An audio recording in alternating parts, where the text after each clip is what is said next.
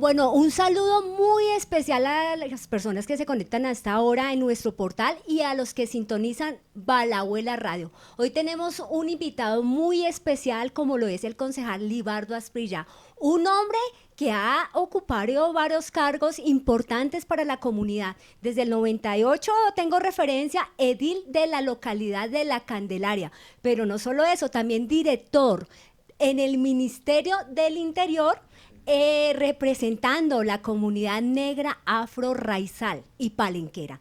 Pero lo tenemos él aquí. Bienvenido, señor concejal, y por favor, coméntele a nuestra audiencia quién es Libardo Asprilla. Gracias, Janet. Un saludo especial para ti y las personas que nos están viendo a este maravilloso medio Balabuela. Hablaste de 98. Mi llegada a Bogotá se remonta años más atrás. 12 años más atrás. Yo llegué aquí en el 86. En el 86 llegué procedente de Tagachí, a orillas del río Atrato. Es una población pequeña en el departamento del Chocó. Es una población que prácticamente queda en la manigua de poca conexión con el resto del país. Allá terminé mi primaria y quise avanzar hacia el bachillerato, de tal suerte que me tocó migrar hacia la capital. En Quibdó terminé mi bachillerato como docente, bachiller normalista, bachiller pedagógico que después se llamó, y luego me vine a estudiar la universidad aquí a Bogotá, siendo aún menor de edad, en el año 86. Llegué precisamente, quería estudiar la universidad, pero inicié a estudiar, pero resulta que pues no tenía cómo sostenerme, mantener el estudio y a la vez sostenerme yo implicaba unos costos. Ya al mes se me había acabado el plante, lo que había traído, entonces me tocó trabajar en el espacio público. Y ahí fue donde comenzó realmente mi vida, que empecé a sentir lo que era vivir en Bogotá. Muchas dificultades y de pronto es usted un reflejo de la población colombiana que está en territorio y tiene esas dificultades, pero lo que usted no reconoce es que logró ese título universitario como economista y hoy está en la localidad número 11 de Bogotá, que es Suba, donde hay un promedio de más de 1.200.000 habitantes. Desde el ámbito económico, de pronto, ¿cuál es la referencia que usted tiene de esta localidad y como concejal de Bogotá, cómo ha visto, digamos, esa reactivación económica post pandemia? Bueno, la localidad de Suba es una localidad en todo orden privilegiada porque es que aborda todos los estratos socioeconómicos. Esta es una localidad que es viva expresión de lo que es nuestro país y tal vez la localidad más diversa, más plural, más donde se vive y se vivencia en el día a día los diferentes estratos socioeconómicos, y ese es nuestro país. También todo ese colorido, la plurietnia y la multiculturalidad en los diferentes escenarios, los barrios que tiene la localidad, con gente venida de todas partes del país. Por eso Suba es como ese reflejo de lo que es la nación. Y nuestra principal riqueza pues es la diversidad. Es la segunda, se debate entre la segunda y la tercera localidad más grande, entre Kennedy, Engativá y Suba se debate en ello. Yo diría que es la segunda, tal vez Kennedy es la más poblada. 11 ediles se eligen aquí. Su alcalde muy juicioso, Julián. Aquí en Suba hemos trabajado muy fuerte con la problemática alrededor de todo el eje de la franja del río Bogotá. En Villa Cindy, por ejemplo, es uno de esos barrios que demandan muchas necesidades de estratos socioeconómicos bajo, en donde el tema de alcantarillado, de acueducto, todavía la pavimentación, que hemos estado haciendo control político porque el último contrato que se suscribió para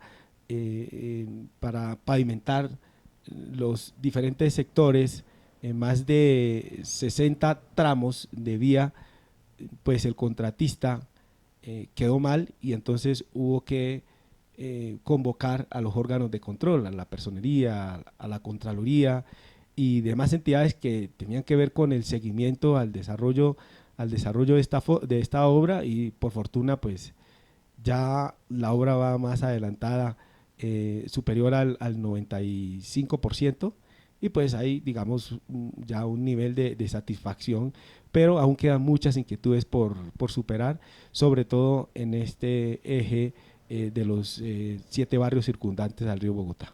Como usted lo menciona, son varias y diversas las problemáticas que aquejan este sector del noroccidente de Bogotá, pero usted viene hoy a impulsar una campaña muy importante de concientización. ¿De qué se trata? De concientización sobre esa diversidad que tenemos, no me canso de decirla, es la principal potencialidad que tiene Colombia y pareciera que aún no nos reconociéramos en ello, porque es que en nuestra constitución política de Colombia, el artículo 7, nos reconocemos como una nación diversa, pluriétnica y multicultural. Pero resulta que todavía se evidencian esos rasgos históricos de la herencia colonial, donde a las personas se les trataba y se les consideraba, se les valoraba de conformidad a su color de piel. Entre más blanco se era mayor la escala de ascenso social y económico que se tenía, también la posibilidad de poder escalar en el entorno tanto de lo público como en la vida privada. Y en tanto más oscura era la piel, tendías a ser más relegado. Y la población aborigen, que fue la población que recibió al colonizador europeo, la familia Chibcha, la comunidad muisca, que aquí en Suba hay un asiento importante poblacional digamos de esa poca población que aún queda de los cerca de entre 300.000 y 3 millones que existían a la llegada del colonizador europeo de Gonzalo Jiménez de Quesada, de Hernán Pérez de Quesada y los más de 170 acompañantes expedicionarios. Ellos salieron del puerto de Santa Marta con cerca de 700 hombres, pero en la refriega pues perdieron muchos y llegaron aquí en esa travesía por el Río Grande de la Magdalena, luego entran acá a la sabana, luego de pasar por el altiplano cundiboyacense con Quemoenchatocha y sus indígenas también de la familia Chibcha, pues se encuentran aquí este espacio remanso de paz, de vivencia de la naturaleza y esta bella tierra que la llamaron Bacatá, que en lengua muisca traduce extensión de tierra plana, pero que llegaron los españoles y llegaron a adueñar, no solamente a adueñarse de estas tierras, sino a avasallar, a maltratar y a extinguir prácticamente a una población que era la que le daba vida en el entorno natural a este territorio. De hecho, el río Bogotá era un río donde se podía pescar, donde se podía tomar las aguas, existía la navegación. Realmente esos elementos ancestrales no nos debemos dejar perder, porque por eso es que se discrimina, por la ignorancia, por el desconocimiento. Se discrimina porque no se conoce mucho de nuestro pasado. Para todos debe ser sabido en la sociedad y debe estar en el consciente que esta Bogotá, esta Bacatá, fue levantada con las manos callosas de los negros, de las personas negras y las personas indígenas que en su momento estaban en condiciones de sometimiento. Ellos, todo ese entorno de lo que hoy es la Plaza Bolívar, o que antes era la Plaza Mayor de Bogotá, la Catedral Primada, eran templos, espacios de adoración muisca que fueron sustituidos por espacios de religiosidad al estilo y a la usanza religiosa de Occidente, que borra de tajo las tradiciones de nuestras poblaciones originarias. Y aquí estuvo combatiendo en tiempos de independencia, por ejemplo, el general, el almirante José Prudencio Padilla. Pero también hay que darle a conocer a nuestros niños, a nuestros jóvenes, que también hubo aquí un presidente negro. Les dejo el nombre para que eso suscite algún tipo de inquietud. La expedición botánica, el maestro de dibujantes, quién era el maestro por el cual se cuentan esas huellas. Pero entonces todo ese conocimiento tenemos que llevarlo también a todo el ejercicio de la academia, pero también la institucionalidad en sus prácticas, en sus planes de desarrollo, debe incorporar acciones de política pública con acciones afirmativas que permitan poner en su justo lugar el papel que hemos jugado en esa dinámica de mezcla, de mestizaje, que es lo más lindo que tiene nuestro país. Lo más lindo es nosotros podernos encontrar en este multicolorido, la plurietnia y la multiculturalidad, que es la mayor potencialidad que tiene nuestra nación, y pareciera que aún estuviéramos lejos de ello, y pareciéramos que no estuviéramos aún preparados para llevar a Colombia a esa nueva dimensión de reencontrarnos en la diferencia. Por eso es importante conmemorar ese Día Internacional de la eliminación de la discriminación racial. Una rica y potente diversidad. Y digamos, como haciendo un síntesis, recuerdo una frase que muchos de pronto han escuchado: el que desconoce la historia tiende a repetirla. Está condenado a repetirla. Está condenado a repetirla. Entonces, digamos, también en ese bagaje suyo, señor concejal Libardo Asprilla, también ha tenido la oportunidad de ser docente. ¿Cuál es esa percepción que usted tiene de pronto de la comunidad joven en este entonces? ¿Cuál es, como, digamos, esa sensación que usted nos puede brindar de esta población que es el futuro de Colombia? Y no sé si de pronto también aquí aplica que la casa es la primera escuela de formación. Entonces, digamos, a nivel de esa experiencia como docente, ¿qué podemos decir? Y no, la población joven no solo es el futuro, es el presente, es el hoy y es el mañana.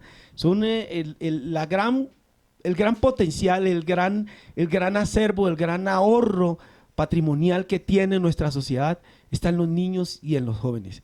Y por eso hay que cultivar mucho, frente a tu pregunta, hay que cultivar mucho en nuestros hogares. El de poder enseñar y poder trabajar con ejercicios lúdicos, mirar cómo contrarrestamos esos dichos que son de la herencia. No sé si tú has escuchado, el negro tenía que ser, ¿sí? Ese indio, para referirse a personas como subvalorándola, ¿sí?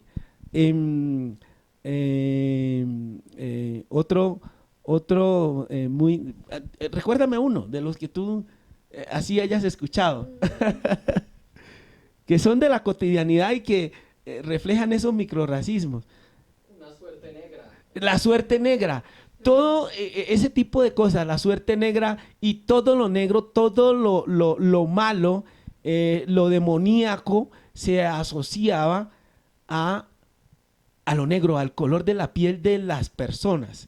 Siempre se buscaba estigmatizar a las personas para darle esa condición de seres inferiores. Se los consideraba seres inferiores, animales iguales a los objetos con los cuales se podría intercambiar, comercializar, como hacer comercio de cualquier mercancía. Entonces, desde los hogares tenemos que educar, porque si educamos al niño, el día de mañana no tenemos que estar en estos ejercicios. Y es harto.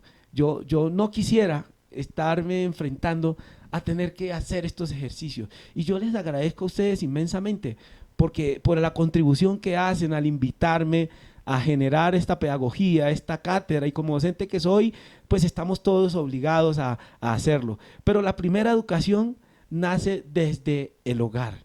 Pero lo primero es empezar a revisarnos. ¿Cuál es mi comportamiento frente a esta herencia, a este pasado. Frente a ese componente de ignorancia que tenemos en los libros de historia, los libros que nos hablan de las historias del proceso de poblamiento de nuestra ciudad, de nuestro país, desde la era precolombina, la era prehispánica, pasando por toda la colonización, la independencia, la república. Hay que buscar esos personajes. Por ejemplo, en el caso de los indígenas y de la población negra afrocolombiana, siempre se tiende a relegar en los libros convencionales de historia y de la academia que su participación fue simplemente como serviles en el caso de los indígenas que no pudieron, que no soportaron el trabajo forzoso y por eso se trajo a la mano de obra de África para sustituir a la población indígena que ya estaba diezmada. Ya te dije que cuando llegó el colonizador se estima que habían 3 millones de personas de la familia muisca, y que llegaron simplemente a hacer el trabajo de esclavos en la servidumbre, en la esclavización. Entonces se relega es a ello, pero no se mira quiénes eran esos personajes que fueron desarraigados y eran gobernantes. Aquí, por ejemplo, llegaron médicos. La primera mujer que llegó a este territorio y entró aquí por Suba, porque este era parte del trayecto de la travesía, ¿sí? Entonces, fue la médica Juana García, la primera mujer que llegó incluso en la segunda expedición, 1540, porque Jiménez de Quesada llega en 1538, sale con 700 hombres desde el puerto de Santa Marta, pero en el camino pierde muchos hombres en la refriega con los indígenas, sobre todo los caribes, que eran guerreros y no soportaban ningún tipo de avasallamiento ni de sometimiento. Y cuando llegan acá llegan diezmados, llegan con 170 hombres. Para la segunda avenida, Jiménez de Quesada se apoya en Gaspar, en Gasparillo, que fueron guías de los expedicionarios, y esos eran personajes que eran negros, pero como venían en esa condición de sometimiento, entonces la historia no se los menciona ni qué papel jugaron. Pues ellos fueron los que, digamos, facilitaron que mejores condiciones, mejores caminos, mejores trazos para la llegada del colonizador. Lo mismo Juana García para la prevención y la cura de todas las enfermedades, los mosquitos, de todo lo que se presentó con las heridas, las curaciones las hacía era Juana García. Por eso fue la primera mujer que llegó aquí desde tierras europeas acompañando a los expedicionarios. Ella ya había comprado su libertad en España y cuando llega acá, llega a prestar servicios y ella fue condenada a la hoguera, acusada por la iglesia porque se le consideraba hereje, se le consideraba bruja porque curaba con las hierbas y a través de la hidromancia, leyendo las excretas, los orines, identificaba las enfermedades que tenía el paciente, y se apeaba pues de los productos de la naturaleza para hacer las curaciones, y fue condenada a la hoguera, pero en agradecimiento, en recuerdo de todo ese aporte, los mismos colonizadores salieron en defensa de ella y por eso se le redujo la condena al destierro. Y se tejió a partir de esa tarde, esa noche, que se tejió una leyenda que la vieron volar hacia los cerros, como se les consideraba bruja, que la vieron volar hacia los cerros. Y a partir de esa época, estos cerros que hoy llamamos con los nombres de Monserrate y Guadalupe, tomaron el nombre de Juana García. El nombre original de esos cerros eran los cerros de Juana García. Hasta bien adentrado el siglo XIX y XX, cuando se trajeron, ya se instauraron tanto la efigie de Guadalupe, el santo de Guadalupe, como la iglesia de Monserrate con el santo, el Señor Caído, pero originalmente era el nombre de Juana García. Y así hay muchos nombres de personajes que hicieron su vida en todo este proceso de la historia, pero para conocerlos pues hay que escudriñar y necesitamos remover mucho la historia para poner en su justo lugar el papel que ellos jugaron en la construcción de nación y en la construcción en el logro de la libertad, de la emancipación y de lograr el desarrollo, de lograr esta condición de ciudad independiente, de nación independiente que hoy tenemos. Pero se requiere hacer mucho esfuerzo para conocerlos porque la historia tradicional no lo hace. Entonces se requiere remover la historia. Y ahí tienen un reto los jóvenes, tienen un reto los hogares, tienen un reto los docentes, la academia, pero también lo tiene la administración pública. Pues señor concejal, le confieso y le manifiesto mi admiración por la cátedra histórica que nos acaba de brindar. Es evidente que a usted también le apasiona esos temas, pero como nuestra audiencia también es un grupo selecto de emprendedores y empresarios, y yo sé que usted en el año 2000 se encargó de una entidad como fue el Instituto de Desarrollo Económico. ¿Qué mensaje, el IPES, Instituto para la Economía Social, qué mensaje para esos emprendedores, esos empresarios que ahorita están tratando todavía de superar esa crisis post-pandemia? No, que la sigan batallando, que no decaigan. Mire, de las grandes virtudes que tienen nuestros empresarios, nuestros emprendedores del espacio público, los vendedores informales y aquellos que se la rebuscan también como tenderos, como negociantes, empresarios independientes. Mi mensaje es que no decaigan por más fuerte que sea la adversidad. Yo no creo que hayamos tenido más adversidad más dura que esos 2 años de pandemia, el 2020, 2021, donde nos tocó desde el IPES, con el apoyo de entidades como la Secretaría de Integración Social, la Alcaldesa Mayor, de toda esta Bogotá Solidaria que se creó, también con el IDIGER, de conseguir mercados y con el apoyo del gobierno nacional, de gestionar esos mercados, Corabastos, que me ayudó con muchos mercados, y poder armar un ejército de gente, de llevarle alimento a la gente, porque no podían trabajar en el espacio público, por ejemplo, los vendedores informales, y a muchos nos tocó llevarle a más de 75,000 personas, llevarle el alimento allá a sus casas. Fue una situación muy adversa y yo creo que no hemos tenido más adversidad yo creo que en la historia de la humanidad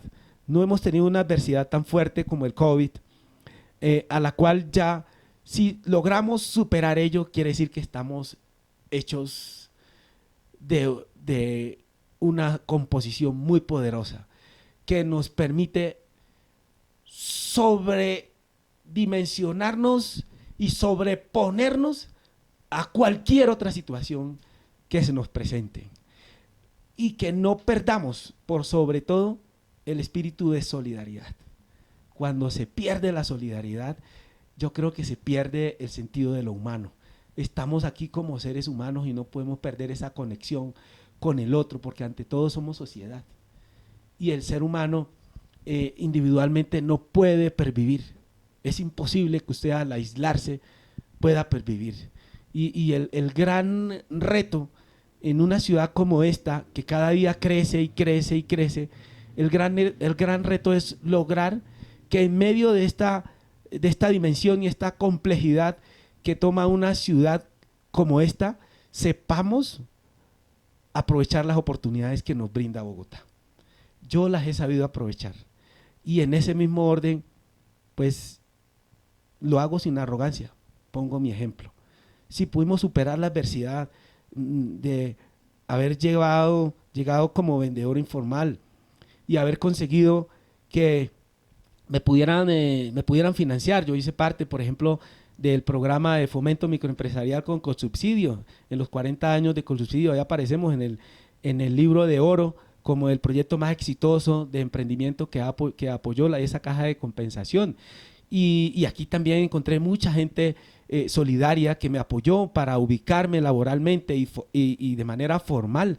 Cuando yo vendía palitroques en el espacio público, también encontré oportunidades en los colegios que los niños me compraban, pero también las directivas de los colegios que después me permitieron que yo pudiera distribuir mis palitroques y ya no vender de manera individual, sino me volví distribuidor de los palitroques al interior de los colegios.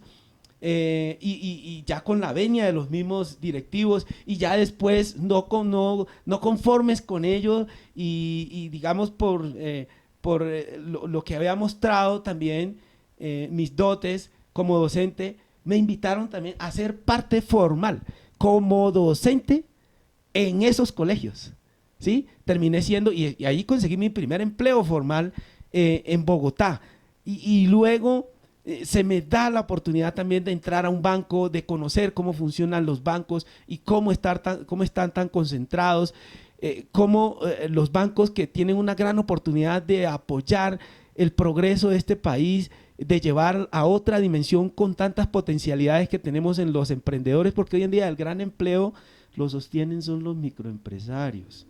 El 90% de los empleos se genera es en las microempresas. Aquí grandes empresas tenemos muy poquitas, solo no alcanza a ser el 1% de las empresas del país grandes empresas, de manera que el gran empleo se genera es, uno, en el rebusque, en la informalidad, dos, en los empresarios pequeños, los emprendimientos, la pequeña, la mediana empresa, que tenemos como tal vez el 1.8, no llegamos al 2% de medianas empresas, pero el gran tamaño de la generación laboral y de emprendimiento estás ahí, en esa gente aguerrida. Entonces no perdamos bajo ninguna circunstancia ese espíritu de emprendedor y esas habilidades, esa capacidad de resiliencia que tienen los colombianos, de podérsela rebuscar, de no dejarse morir de hambre como yo lo logré.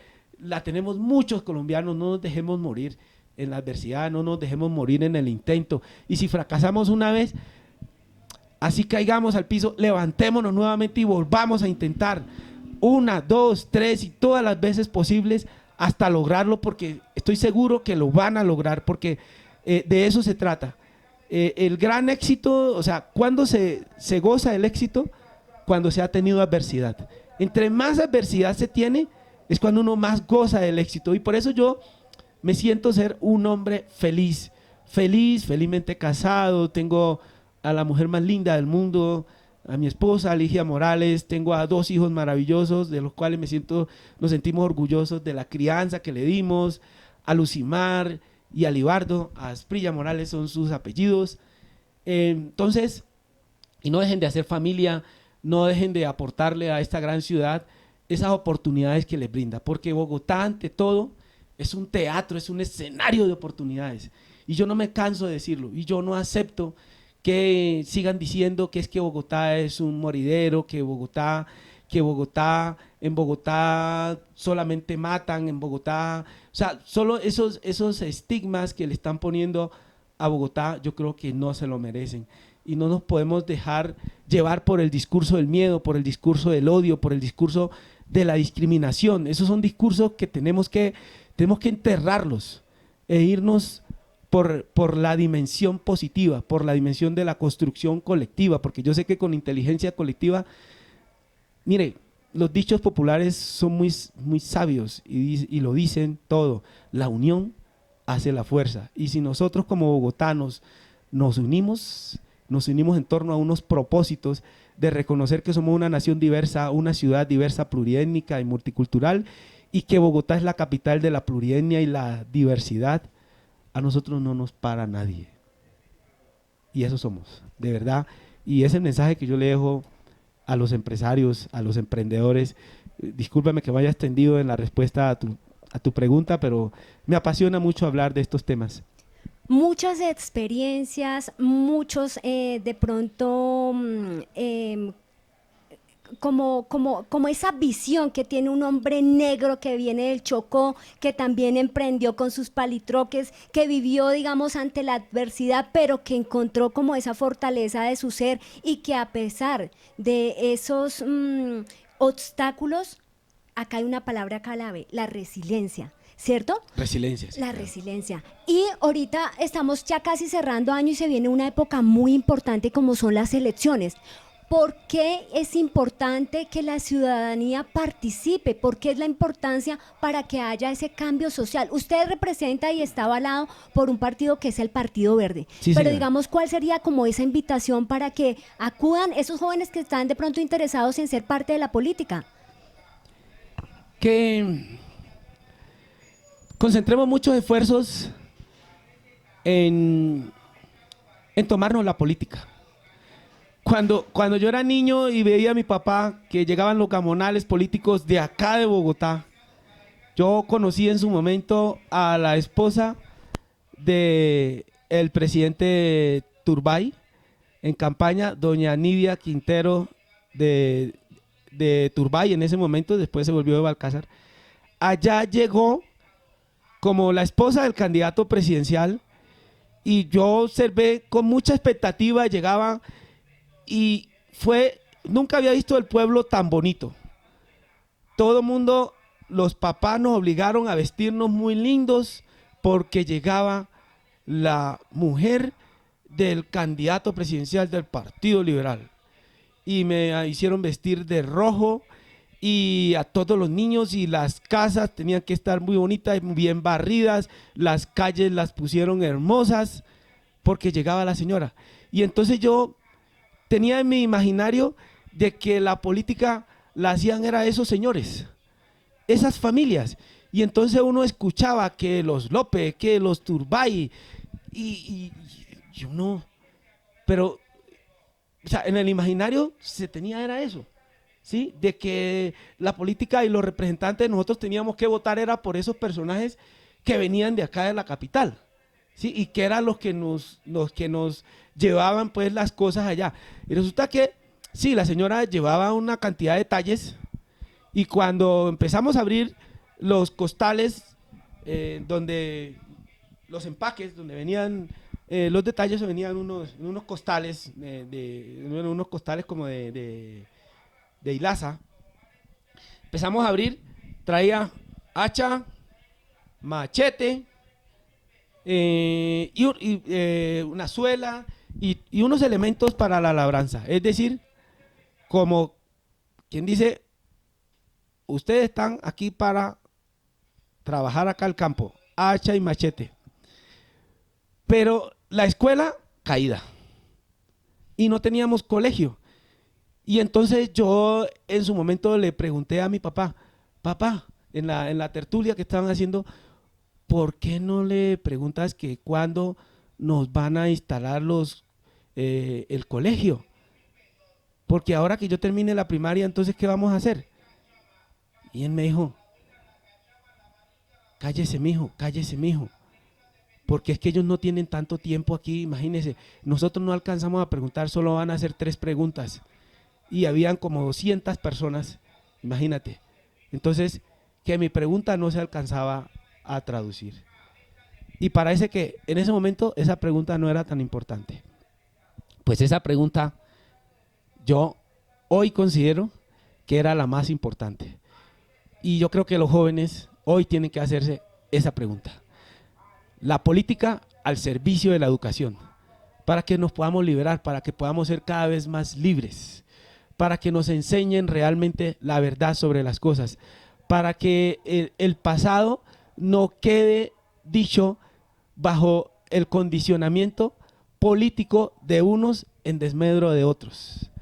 Entonces la política tenemos que tomárnosla y tenemos que revolucionarla. Y hay que romper ese molde de la política tradicional.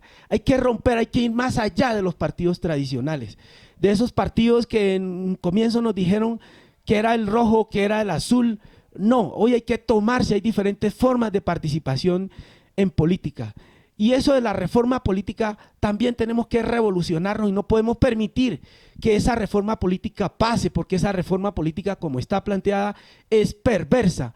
Y revive el gamonalismo, revive ese pasado anacrónico que no nos permite avanzar. La política se la tienen que tomar los de a pie, los de la base. Y es allí donde podemos hacer una verdadera revolución social, económica, en la educación. Es ahí donde realmente podemos transformar a este país. Qué bueno que haya llegado un gobernante como Gustavo Petro, que ha sido un luchador de la base. Y que no queden relegados eso a unos apellidos, que nos tenían acostumbrados. No, hay que empezar a revolucionar. Y como llegó Petro, como llegó Libardo Aspilla al Consejo de Bogotá, pueden llegar muchos otros y otras. Las mujeres tienen que tomarse también estas banderas.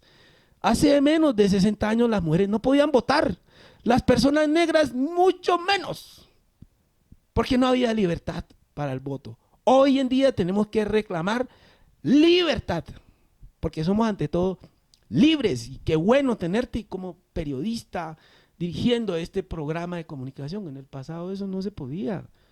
Las mujeres, el oficio de la mujer estaba relegado a las casas, las personas negras allá a la servidumbre, las personas indígenas allá en la labranza, en los resguardos. No podían trascender, no podían cogobernar, no podían tomar la iniciativa. Hoy en día, no señor. Y antes tenían que los jóvenes esperar a la edad de 21 años para poder votar. Y entonces en el Congreso también, hoy, mire, imagínate, retrógrado que para ser senador, o sea, no se puede ser senador con menos de 25 años, imagínate. Eso es retrógrado, ¿Para qué se adquiere la mayoría de edad? ¿Para qué se adquiere la ciudadanía? La ciudadanía es para ejercerla. Y hoy en el Congreso, los escaños, para ser congresista, se tiene que ser mayor de 25 años. Por Dios. Eso está mandado a recoger. Entonces necesitamos hacer una gran revolución política, para que todos estos segmentos poblacionales que no habían tomado parte en el ejercicio del liderazgo del Estado, empecemos a llegar, pero también a ejercer con transparencia, y a ejercer con gallardía, y a ejercer con principios, y a ejercer con causas, con nuestras causas, no con las casas. No, hay que promover son las causas políticas y no las casas políticas. Ya basta del rojo y del verde, los trapos del trapo rojo, del trapo azul, no. Es que esto no es cuestión de partidos, esto es cuestión de causas, y hay que trabajar sobre eso. Por eso, cuando vayamos a tomar cualquier decisión de voto, bueno, ¿cuál es tu causa? ¿A qué le apuestas tú? Porque es que la Constitución no se ha podido desarrollar, la Constitución del 91, y este artículo 7º y este artículo 13 todavía están en pañales. ¿Y cuántos años lleva la Constitución? 32 años. Constitución de 1991.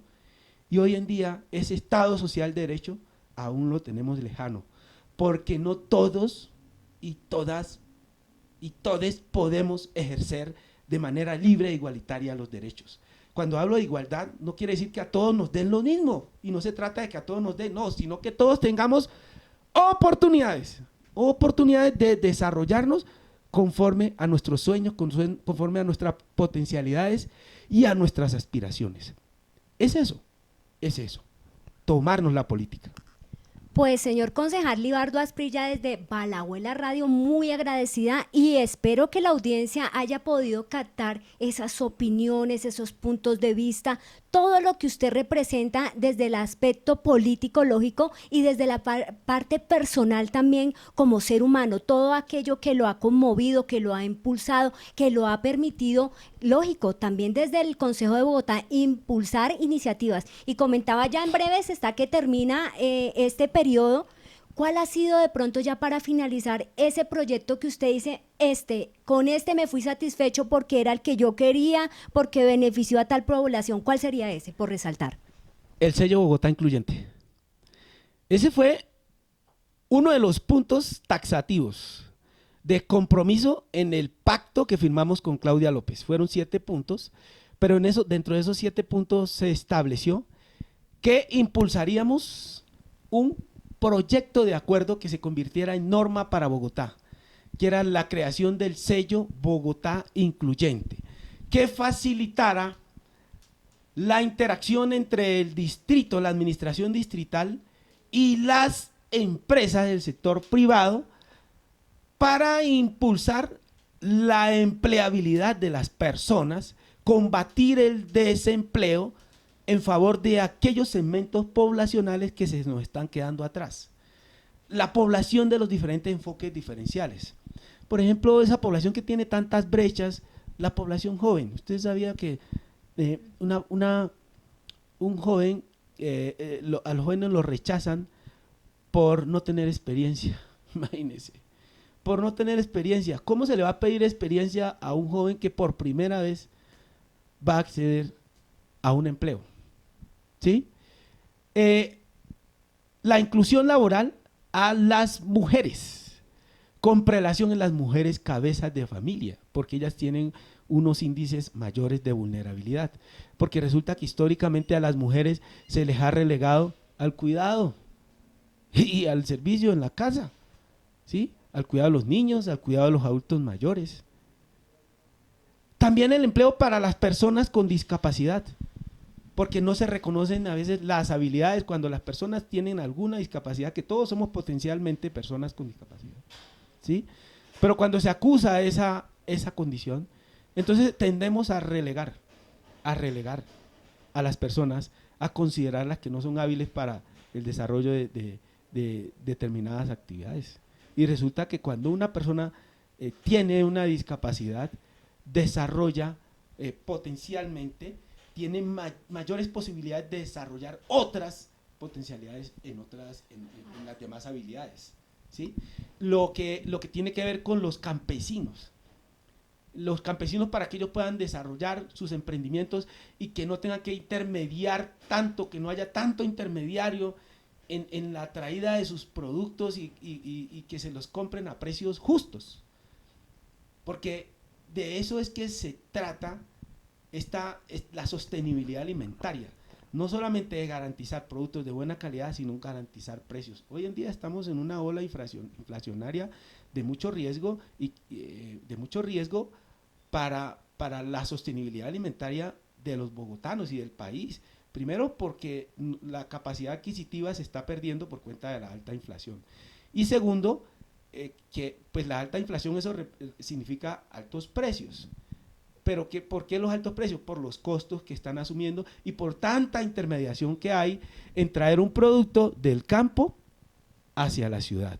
Entonces, eliminar todas esas brechas, que hayan compras eficientes, compras directas a través del desarrollo de políticas públicas que permitan, hoy que ya tenemos la región metropolitana Bogotá-Cundinamarca, es acercar más a ese campesino con la agencia de comercialización de Cundinamarca y la Secretaría de Desarrollo para que ellos no tengan que tener tanto intermediario, facilitarle la logística, el transporte principalmente, mejorar las vías para que ellos puedan estarse conectados con el mercado principal que es Bogotá.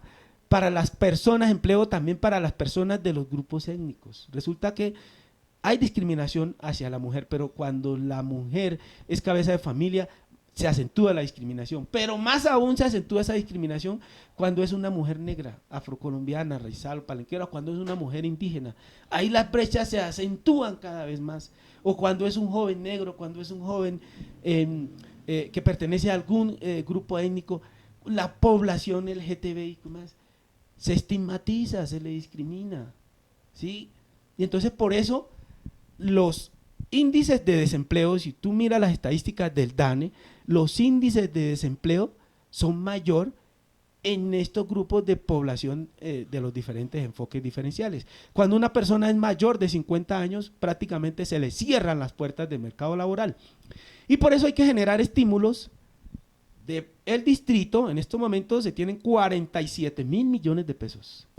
Dígase bien esta cifra.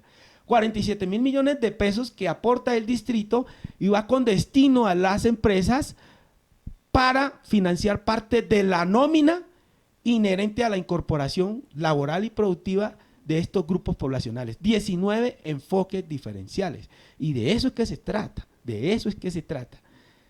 Y tienen que vincular, la meta para este año son 30.000 personas.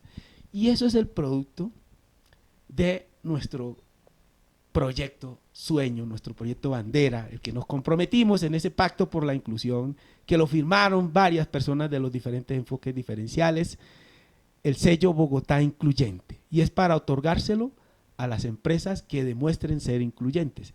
Vamos a tener una especie de ranking de empresas incluyentes para mostrárselas al resto del país y al mundo, porque también hay que promover que esas empresas vendan, para que esas empresas tengan buena dinámica, pero el distrito y toda la sociedad las vamos a visibilizar. Mira lo que pasa hoy con Krebs, que eso es una empresa incluyente.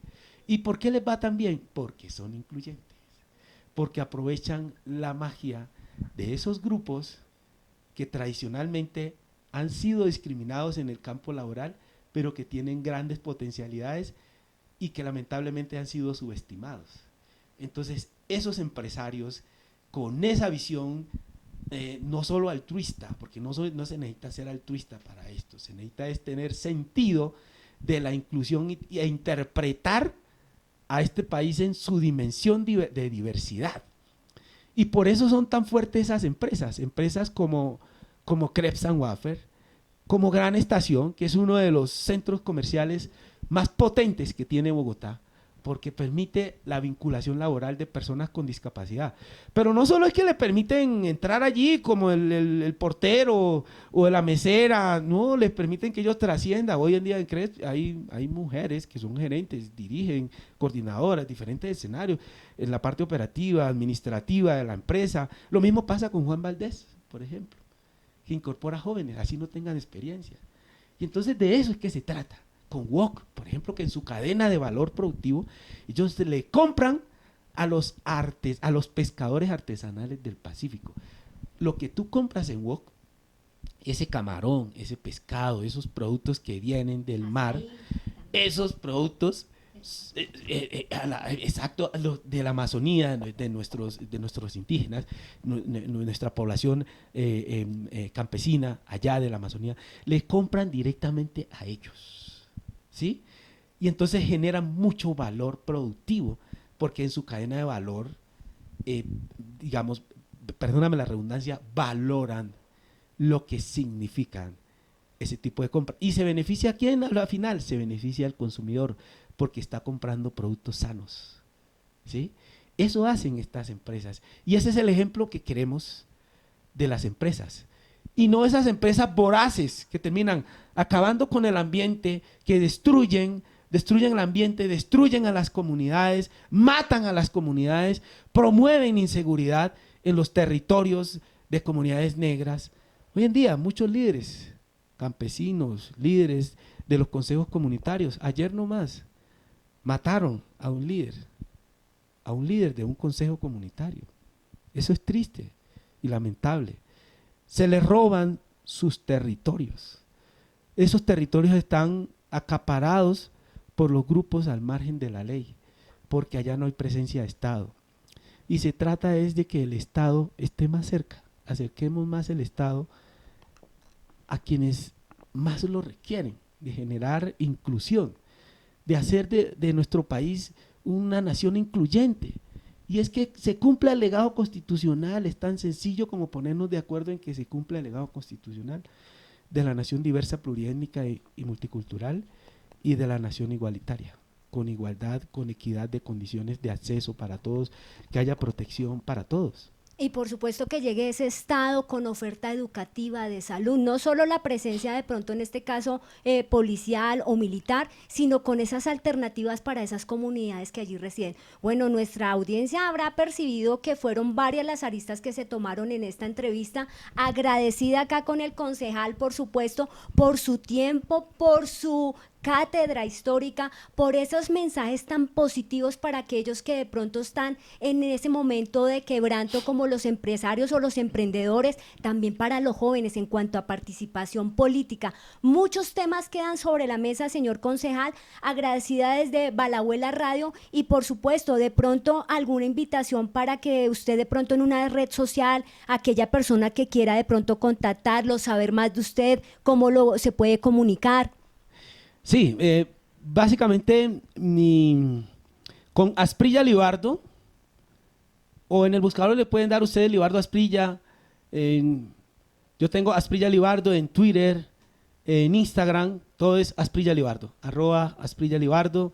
En Facebook me consiguen y ahí pueden manifestar todas las inquietudes. En estos momentos estamos trabajando sobre el proyecto de acuerdo para crear la política pública antirracista. Perdóname que adicione allí, entre varios proyectos que estamos impulsando, la política pública antirracista, donde la gente se puede vincular a través de nuestras redes. Tenemos una página web también, www.libardoasprilla.org.